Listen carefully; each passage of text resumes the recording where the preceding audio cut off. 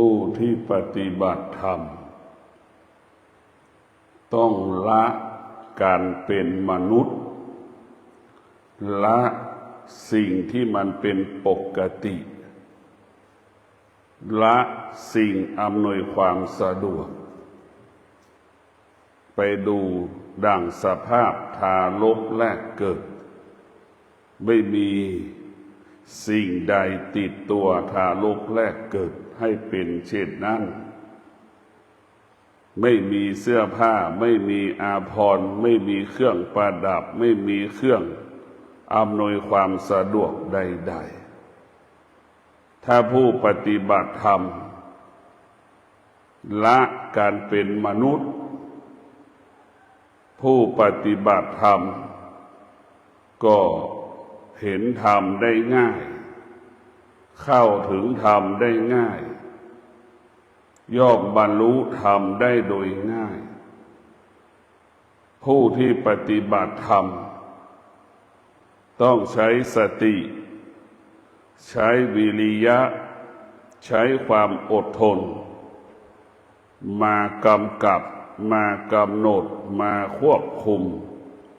อารมณ์ความคิดของเราผู้ปฏิบัติธรรมต้องล้างความคิดอันเป็นมนุษย์ในการครองเรือนออกให้หมดถ้าผู้ปฏิบัติธรรมหัวใจยังมีในการครองเรือนอยู่ผู้ปฏิบัติธรรมยากที่จะได้บรรลุธรรมเห็นธรรมเข้าถึงธรรมเพราะหัวใจผู้ปฏิบัติธรรมยังคงสภาพเดิม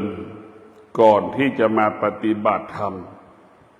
เราขณะที่ปฏิบัติธรรมก็เหมือนเช่นเดิมมันก็บ่งบอกว่าการปฏิบัติธรรมของเราหรือธรรมที่เรารู้หรือธรรมที่เราพูดยังไม่เกิดขึ้นในดวงจิตของเราบุคคลที่ปฏิบัติธรรมประพฤติธรรมธรรมนั้นเกิดขึ้นกับบุคคลผู้นั้น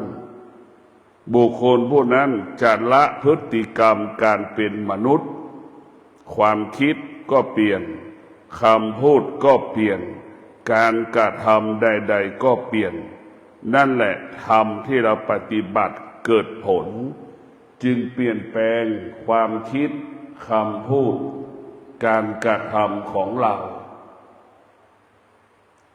ผู้ที่ปฏิบัติธรรมถ้าธรรมมันเกิดขึ้นในดวงจิตผู้ปฏิบัติธรรมก็สำรวมกายวาจาใจของเราสำรวมอินทรีย์ของเราผู้ที่ปฏิบัติธรรมถ้าธรรมเกิดขึ้นในดวงจิตธรรมนั้นก็อยู่ในลมหายใจเข้าออกตลอดเวลาผู้ที่ปฏิบัติธรรมธรรมนั้นเกิดขึ้นในดวงจิตผู้ปฏิบัติธรรมดวงจิตผู้ปฏิบัติธรรมก็จะเห็นธรรมเหนือกว่าสิ่งอื่นๆเห็นธรรมเหนือกว่าชีวิตตนเองเห็นธรรมเหนือกว่าพ่อแม่ตนเองเห็นธรรมเหนือกว่าลูกตนเองเห็นธรรมยิ่งใหญ่กว่าทรัพย์สมบัติอัญมณีอาภรณ์เพราะฉะนั้นพวกเราทั้งหลายดวงจิตที่มีธรรมก็จะเห็นธรรมเป็นเครื่องประดับจิตใจของเราเห็นธรรมเป็นอาภรณ์เป็นเสื้อเป็นผ้าชั้นหนึ่งของโลกผู้ที่ปฏิบัติธรรม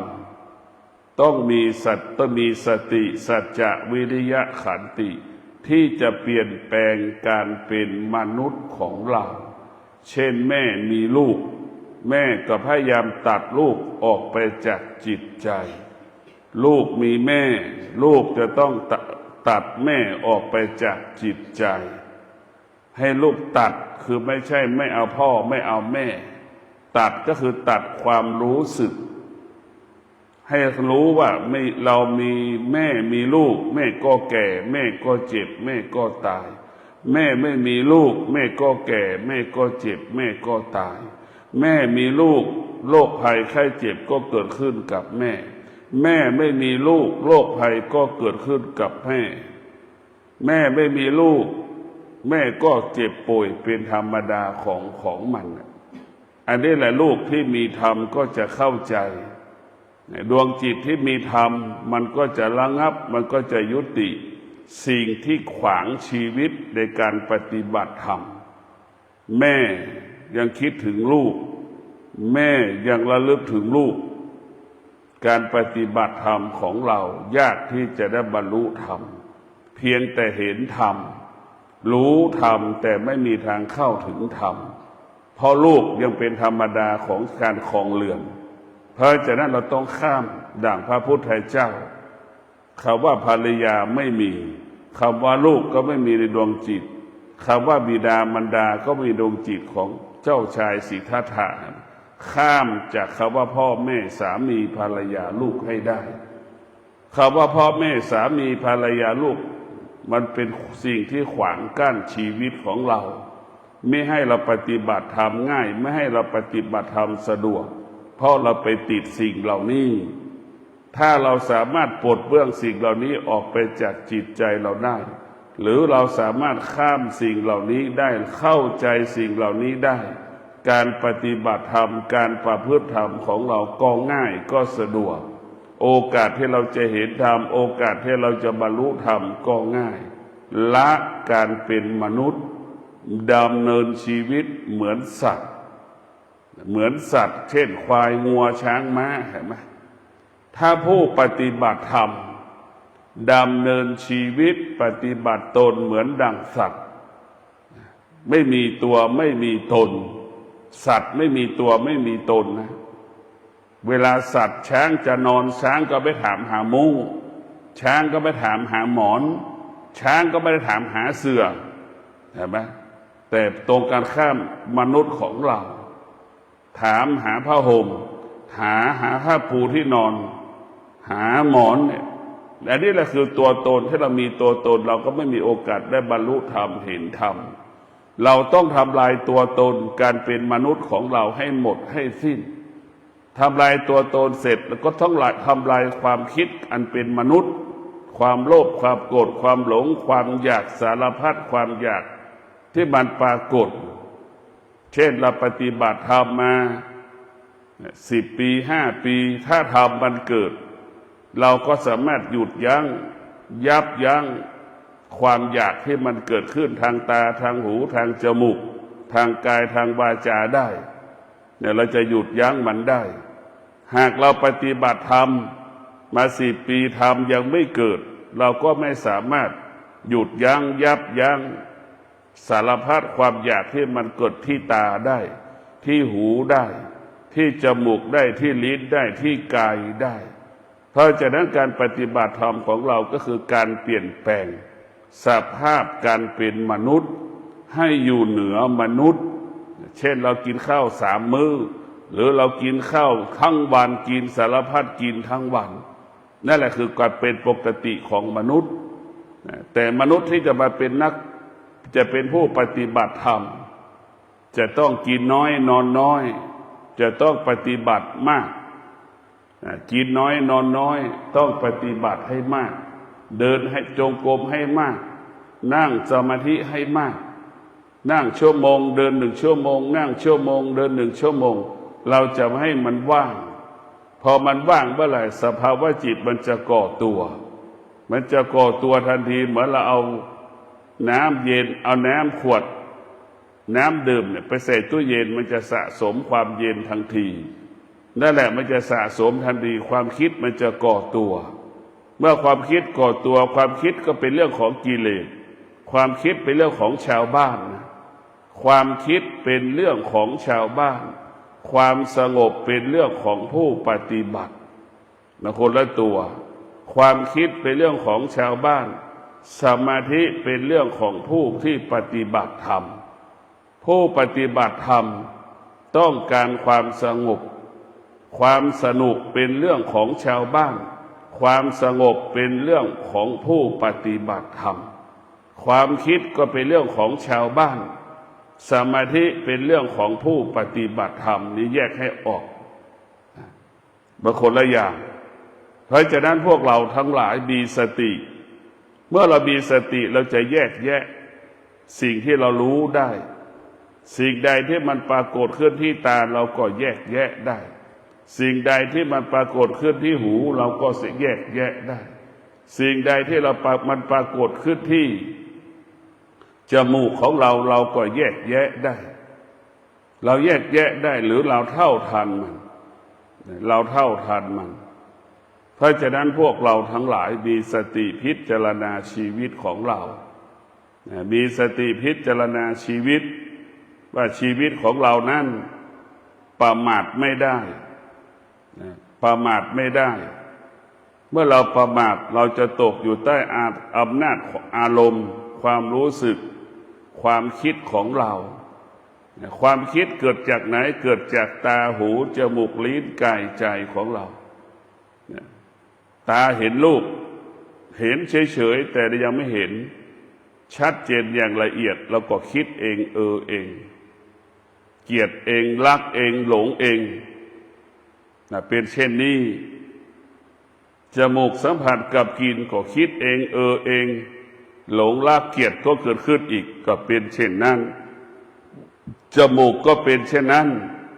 กายเราก็เป็นเช่นนั้นแหละเพราะฉะนั้นการปฏิบัติธรรมของผู้ที่ปฏิบัติธรรมจะต้องละการเป็นมนุษย์เหมือนเราที่บอกว่าละการเป็นมนุษย์หนึ่งเราใส่ชุดขาวนะ7 วันหรือเราใส่ชุดขาวไป3 ปี4 ปีอย่างนี้นี่คือละการเป็นมนุษย์กินข้าว2 มื้อ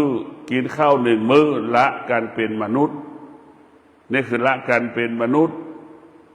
วันละการมนุษย์ก็คือวันนี้เราจะไม่พูดบำเพ็ญสัจจะเราจะไม่พูดคุยกับบุคคลใดๆครึ่งวันอย่างนี้เราต้องมีสัจจะหรือวันพระใหญ่15 ค่ำทุกวันพระจะบำเพ็ญสัจจะจะไม่กินข้าวจะกินแต่น้ำดื่มนั่งสมาธิเดินจงกรมทั้งวันนี่คือสัจจะเราจะเปลี่ยนแปลงการเป็นมนุษย์ของเราจะเป็นเช่นนี้ไม่ว่าพระหรือโยมที่ปฏิบัติธรรมจะปฏิบัติธรรมมากี่ปีก็แล้วแต่จะอยู่วัดมากี่ปีก็แล้วแต่ไม่เกี่ยวกันถ้าเราไม่ตัดวัฒนธรรมการเป็นมนุษย์ของเราได้เราเรียกว่าตัดวัฒนธรรมพฤติกรรมการเป็นมนุษย์ของเราได้การปฏิบัติธรรมเราก็ไม่เกิดหัวใจของเรายังเป็นคฤหัสถ์อยู่หัวใจยังมีสามีภรรยาอยู่โอกาสที่เราจะเห็นธรรมมันยากเราต้องตัดเราต้องละให้ได้ละความรู้สึกไม่ยึดติดมันดังที่ได้กล่าวเราจะมีสติยึดพระธรรมเป็นสารณะของชีวิตตนแลเป็นที่พึ่งแห่งตนเรายึดพระธรรมเป็นสารณะของชีวิตเอาพระธรรมมาเป็นหลักของชีวิตก็คือตนแลเป็นที่พึ่งแห่งตนผู้ที่ปฏิบัติธรรมจะยึดสติเป็นหลักผู้ที่ปฏิบัติธรรมเข้าถึงธรรมก็จะยึดธรรมเป็นหลักเอาสติเป็นหลักผู้ที่ประพฤติธรรมปฏิบัติธรรมธรรมยังไม่เกิดยังไปยึดติดครูอาจารย์มาเป็นหลักใช่ไหมไปยึดติดอาจารย์ส่วนมากเราก็ไปยึดติดครูอาจารย์อาจารย์ก็อยู่กับเราแค่บางเวลาสติอยู่กับเราตลอดเวลาธรรมะอยู่กับเราตลอดเวลานั่นแหละธรรมะอยู่กับเราตลอดเวลาสติอยู่กับเราตลอดเวลานั่นแหละคือธรรมเพราะฉะนั้นพวกเราทั้งหลายการปฏิบัติธรรมของเรามีสติที่จะแก้ไขชีวิตมีสติที่จะปรับปรุงเปลี่ยนแปลงชีวิตดังเช่นเราตื่นแต่เช้าเนี่ยถ้าเราไม่มานอนวัดเราก็จะตื่นตั้ง7 โมงพอเรามาวัดปฏิบัติธรรมเราจะตื่นตั้งแต่ตีสามครึ่งเราตีระฆังพร้อมที่จะมาทำวัดสวดมนต์นี่แหละคือการเปลี่ยนแปลงของเราเมื่อการเปลี่ยนแปลงมันเกิดมันก็เกิดคำว่าชนะอารมณ์ตนเองเราไม่อยากจะตื่นเราก็ต้องตื่นเราไม่อยากจะสวดมนต์ก็สวดมนต์เห็นไหมมันถูกบำเพ็ญสัจจะบังคับให้เราตื่นเราว่าจะไม่ตื่นเราจะไม่ลุก แต่จนท้ายสุดมันก็ลุกเพราะธรรมะมันตื่นในใจอยู่ในใจของเรามันจะปลุกให้เราตื่นปลุกให้เราตื่นจะไปทำวัดสวดมนต์จะไปทำวัดสวดมนต์เห็นไหมมันจะปลุกให้เราตื่นตลอดเวลาเพราะฉะนั้นพวกเราทั้งหลายมีสติธรรมะเกิดขึ้นในใจแล้วมันจะปลุกให้เราตื่นต่อความดีมีสติต่อความดีตลอดการเวลามีสติตื่นต่อความดีมีตื่นต่อกับความดีตลอดเวลาก็ขอให้พวกเราได้มีสติพิจารณาธรรมเอาสตินั่นแหละเป็นครูเป็นอาจารย์เอาสติและเป็นพระพุทธเจ้าบุคคลที่เข้าถึงธรรมก็จะเอาธรรมเป็นหลักในการปฏิบัติธรรมประพฤติธรรมพ่อแม่ครูบาอาจารย์เปลี่ยนเพียงแค่ผู้ให้คำปรึกษา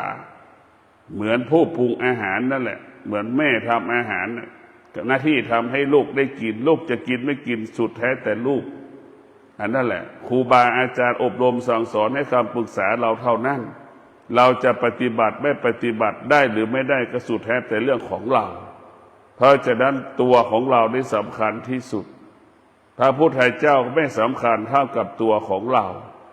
ตัวของเราได้แหละสำคัญที่สุดเราต้องปฏิบัติตนประพฤติตนให้เกิดคำว่าดีงามก็คือความสงบคือความดีงามความสงบคือความดีงามของนักพจน์นักบวชผู้ที่ปฏิบัติธรรมจะมีความสงบเป็นเลิศดังเช่นหลวงปู่ทองวัดพระธาตุศรีจอมทองธรรมสถิตในดวงจิตธรรมสถิตในกายหลวงปู่จะมีกายที่สงบมีวาจาที่สงบความสงบจึงเป็นบ่อเกิดแห่งคำว่างดงามความสงบจึงเป็นบ่อเกิดคำว่าความงดงามดังเช่นหลวงปู่ทองมีความงดงามในเรื่องความสงบหลวงพ่อพุทธบาทตากผ้ากายก็งามรูปก็งามเพราะท่านมีธรรมหลวงพ่อพุทธบาทตากผ้าพวกเราไปดูสังเกตพิมพ์เลยว่าหลวงพ่อพุทธบาทตากผ้าร่างกายหลวงปู่นี่งามมากสง่ามากนิ่มนุ่มลึกใสดังอัญมณีชั้นหนึ่งเลยทดลองไปดูหลวงปู่พรหมจักโกพุทธบาทตากผ้าเป็นพระปฏิบัติ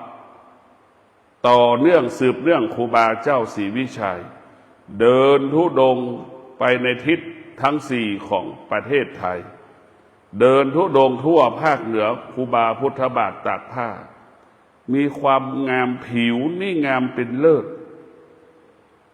อปากิกิริยาก็งามเป็นเลิศท่านทั้งหลายธรรมที่เกิดขึ้นในดวงจิตกายนั้นก็งดงามใจก็งดงามก็ขอให้พวกเราได้มีสติที่จะน้อมเอาธรรมซึ่งมาอยู่ในกายของเราร่างกายของเราก็เหมือนแผ่นดินธรรมก็เหมือนอัญมณีเราจะต้องขุดให้เจอทองคำให้เจอพลอยให้เจอหยกให้เจอเพชรเห็นไหมสิ่งพวกนี้มันอยู่ในดินร่างกายเราก็เปรียบเสมือนแผ่นดินมันจะลึกเท่าไหร่ก็นึกดูนี่มันลึกเท่าไหร่ก็สู้ความอดทนของเราไม่ได้ความอดทนพลังของธรรมเนี่ยดีกว่าถึงบอกแล้วว่าธรรมนี่มีธรรมนี่มีพลังของธรรมนี่มีอานุภาพมากรถแมคโครก็สู้ไม่ได้รถแทรกเตอร์ก็สู้ไม่ได้รถเจาะรถขุดก็สู้ไม่ได้สู้ความอดทนสู้วิริยะภาคเพียรไม่ได้เราจะเห็นครูบาเจ้าศรีวิชัยสร้างถนนขึ้นดอยสุเทพเห็นไหมหินก้อนใหญ่ๆภูเขาสูงสลับซับซ้อนหินในสูงเยอะเต็มไปหมดแต่ทำไมครูบาเจ้าศรีวิชัยจึงนำชาวบ้านซึ่งมีหัวใจที่มีสติหัวใจที่มีวิริยะภาคเพียรหัวใจที่มีความอดทนเห็นไหมทำให้หินเหล่านั้นถล่มทลายเสมอเหมือนแผ่นดินเลยเห็นไหมไม่มีหลุมไม่เป็นบ่อเสมอกันหมดเราจะสังเกตได้ครูบาเจ้าศรีวิชัยได้ไหมเรียกว่าผู้ที่มีธรรมที่คนอื่นเขาไม่ท ทำที่คนอื่นเขาทำไม่ได้ดังครูบาเจ้าศรีวิชัยสร้างถนนขึ้นดอยสุเทพอันนี้แหละคือทำจะทำที่เขาไม่ทำที่เขาทำไม่ได้ดังเช่นหลวงตาบัวเอาทองคำช่วยชาติอันนี้แหละคือผู้ที่มีธรรมที่เขาไม่ทำที่เขาทำไม่ได้แต่ผู้ที่มีธรรมทำได้ทุกอย่างผู้ที่มีธรรมผู้ที่มีอำนาจของธรรมจะอยู่เหนืออำนาจของกฎหมายผู้ที่มีอำนาจของกฎหมายเคารพผู้มีอำนาจแห่งธรรมเคารพผู้มีอำนาจแห่งธรรมอำนาจแห่งธรรมอยู่เหนืออำนาจแห่งกฎหมายเพราะฉะนั้นพวกเราทั้งหลายธรรมะของพระพุทธเจ้ามีพลังและมีอานุภาพทำให้ชีวิตของเรานั้นมั่นคงได้ด้วยธรรมยั่งยืนได้ด้วยธรรมงอกงามก็ด้วยธรรมเรียบร้อยก็ด้วยธรรมทุกอย่างธรรมหมดก็ธรรมก็คือตัวสติรู้ขณะที่รู้เราจะต้องอดทนรู้เราจะต้องอดทนรู้ว่าแล้วมันเจ็บปวดตามร่างกายเราจะต้องใช้ความอดทนทำลายความเจ็บปวดที่มันเกิดขึ้นรู้ว่าไม่ชอบรู้ว่ามันเบื่อรู้ว่ามันอยากจะหนีรู้ว่าไม่อยากจะอยู่เราก็ต้องมีสติใช้ความอดทนมาควบคุมมันเมื่อที่บอกแล้วว่าความอดทนนี่ก็ทำให้เรานั้น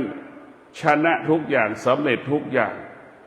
ดังพระพุทธเจ้าทุกพระองค์บำเพ็ญเพียรความอดทนบำเพ็ญเพียรวิริยะภาคเพียรเห็นไหมจึงทำให้เกิดคำว่าเป็นพระพุทธเจ้าได้ก็เพราะสิ่งเดียวกันเมื่อเกิดขึ้นมาเป็นล้านปีมนุษย์ปัจจุบันจะประสบความสำเร็จได้ก็เพราะความอดทนมนุษย์ปัจจุบันจะสำเร็จผลได้ก็เพราะความอดทนนี่แหละความอดทนจึงเป็นบ่อเกิดแห่งธรรมทั้งหลายที่อยู่ในกายของเราต้องใช้ความอดทนไปค้นหาธรรมเหมือนดั่งชาวบ้านไปค้นหาเพชรหาพลอยในดินนั่นแหละเจ้าของพวกชาวบ้านที่ไปค้นพบเพชรพลอยในดินได้เขาก็ต้องใช้สติใช้วิริยะภาคเพียรใช้ความอดทนเขาจึงประสบความสำเร็จได้เพชรได้พลอยได้อัญมณีที่อยู่ในดินสิ่งที่มีค่าสำหรับพระผู้ปฏิบัติธรรมก็คือสติสิ่งที่มีค่าของคนชาวบ้านก็คืออัญมณีเห็นไหมสิ่งที่มีค่าสำหรับชาวบ้านก็คือความทุกข์สิ่งที่มีค่าสำหรับชาวบ้านก็คือความสุขสิ่งที่มีค่าสำหรับผู้ปฏิบัติธรรมก็คือความทุกข์ความทุกข์เป็นสิ่งที่มีค่าความทุกข์ทำให้เรามีสติใช่ไหมถ้าเราสุขเราจะไม่มาอยู่วัดเลยก็เพราะเราทุกข์เราถึงมาอยู่วัดความทุกข์คือตื่นปลุกให้เราตื่นปลุกให้เราตื่นปลุกให้เราตื่นนี่คือความทุกข์ทำให้เราตื่นความทุกข์ทำให้เราตื่นตัวตลอดเวลาพร้อมที่จะให้เราแก้ไขเพราะฉะนั้นความสุขเป็นความสุขเนี่ยเป็นศัตรูของผู้ปฏิบัติธรรมขวางกั้นผู้ปฏิบัติธรรมอันนี้คือความสุขความทุกข์กับส่งเสริมผู้ปฏิบัติธรรมเห็นไหมความทุกข์ส่งเสริมผู้ปฏิบัติธรรมมันตรงข้ามกันความทุกข์ส่งเสริมผู้ปฏิบัติธรรมถ้าไม่มีทุกข์ไม่มีธรรมไม่มีทุกข์ไม่มีศาสดาความทุกข์จึงเป็นเหตุให้เกิดศาสดาความทุกข์จึงเป็นเหตุให้เกิดธรรมความทุกข์จึงเป็นสัญลักษณ์ของพระธรรม